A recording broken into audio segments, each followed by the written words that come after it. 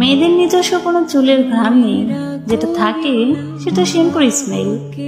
ঘুমালে সব মেয়েকে সুন্দর লাগে, এটা কিছু ছেলেরা কেন বলে আমার জানা নেই।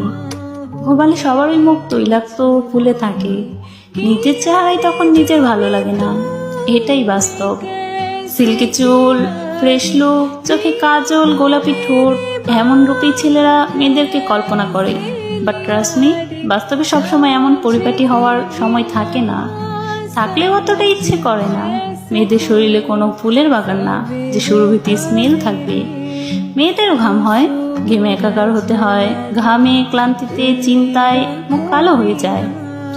পরিপাটি হয়ে হয়তো 3-4 ঘন্টা থাকা যায়, কিন্তু সবসময় মেয়েরা সাধারণভাবে থাকতেই পছন্দ করে।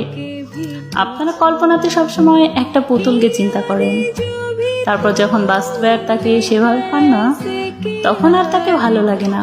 সাধারণভাবে চিন্তা করুন যে যেমন, তাকে সেভাবেই ভালোবাসুন।